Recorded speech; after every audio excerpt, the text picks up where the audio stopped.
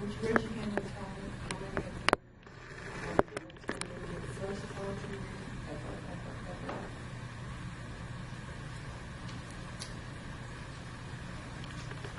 I want to tell you to just relax. No one's going to touch you. At a poetry reading, you can't get, maybe you'll get 60% of what's going on. Just relax. Just follow the images and the pictures.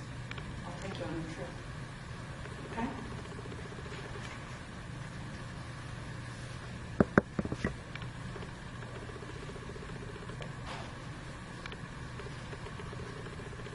Now, once upon a time, there was no such thing as time. No before, after, or last week. No cause, effect, push, pull, elbow room, or jostle. And I was there, and you were there, and every atom of rock and leaf and dog was there, jammed together tighter than lockup or a screwed-down jar. All was nothing but a big now that swelled to aching, not able to hold anymore. And when it finally burst like an orange full of juice, wet with a bang, not a whimper, time began. Past and future took off in a line, galaxies raced out and away, and light began its travels. For us, in our little corner, now broke into thens and whens, what ifs, and all the in-betweens.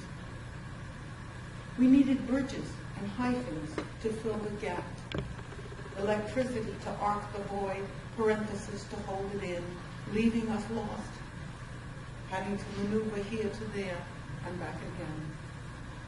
And hours came to hang for us, heavy as snow-sagging waters, heavy as eyelids in the sleeplessness of trouble.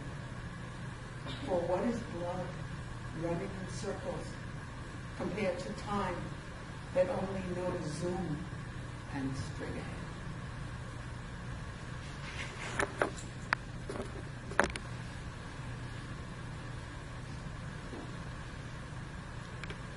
How it is.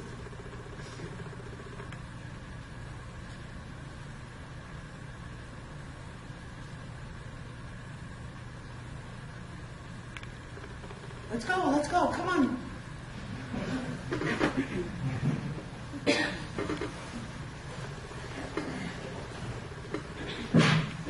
How it is. Late October, and the pitiless drift begins in earnest. And all that whispered in the pockets of summer's green uniform is shaken out and dumped. My mimosa knew, for wasn't that death fingering the leaves all summer? Yet the tree plumped its pods, spending all July squeezing them out, going about its business, as did the slash pine and loblolly, spraying pollen, coating windows, cars, filling every idle slit with sperm. What does life mean but itself? Ask the sea. You'll get a wet slap backhanded across your mouth. Ask the tiger. I dare.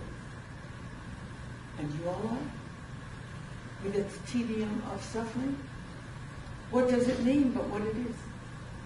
And mine, balancing checkbooks and warming up a mess of victuals, as my son used to say. My son, the funny one, the always hungry for supper and the happy ending I was never able to give him one. Who am I to write the user's manual for a life, except to say, look at trees, dug in and defiant. Be like the river, stick out your tongue. Why not? What's to lose when what's to lose is everything?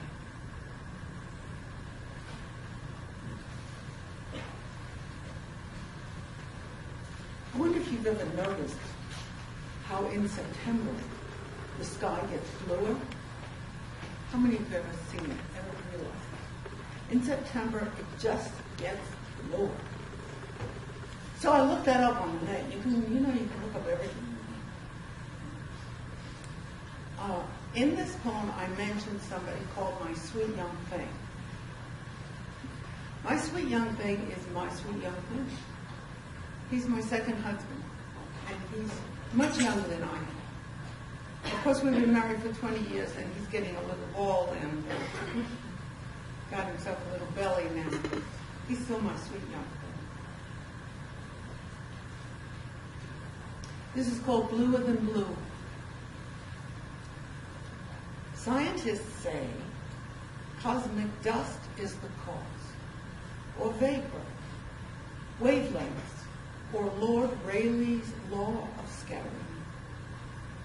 But I say, the reason the sky turns bluer in September, pouring down a rush over every roof and tree, is Earth herself, our own girl, gussied up in her best blue atmosphere for her autumnal tango with a star.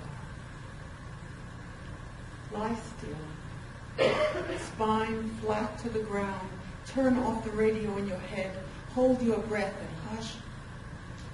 You can almost feel her, tipping back in a rolling ecstasy of air, chiffon sheer as Salome's blue tease, so deep you're sure you could fall up and into it, the way you would a couch of 3 wishes, every want you ever wanted, found in those loosening wrappings of her pleasure. Oh, that such bluer than blue were enough to forget the leaves droop and softening, now that we are in the vortex, the winding down of the clock. Better to imitate the twirling earth flaring out her silks while the spider spins her last, each day squeezing shorter from both ends. What else is to do but dance, the way leaves will come November, the way my sweet young thing, the only one who ever loved me, whirls me each night in his arms.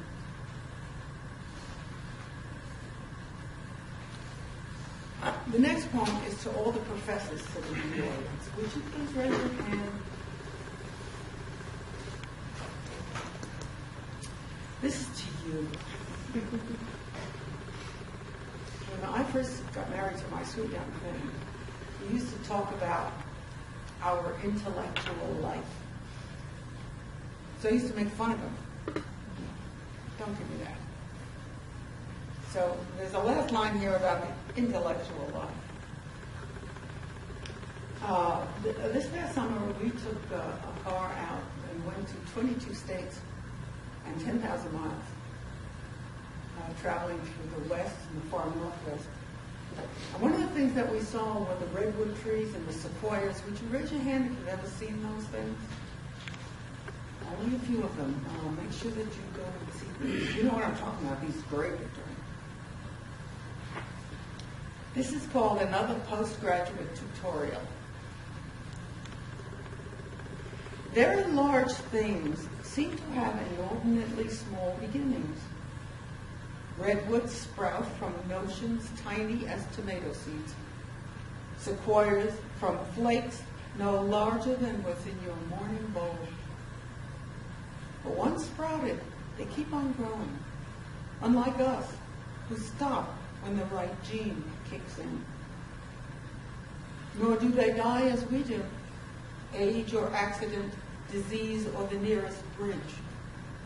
Immune, they just go on, minding their own business, toting up the centuries to the cliff edge of forever, towering until their roots can't hold anymore. Remember how we stood among them, craning our necks? Big trees, how we singled one out. A she, we said, due to the cleft in her sign. Gaia, that would be it. Gaia, we said, she being earth enough for us. Wide in the girth, head in the clouds, floating the moon in the rigging of her hair. Gaia, soaring into the light from the hillside where we stood, drenched in shadow. And we, so small, so infinitely small, weighed down by our big ideas, our intellectual lives. I recommend that.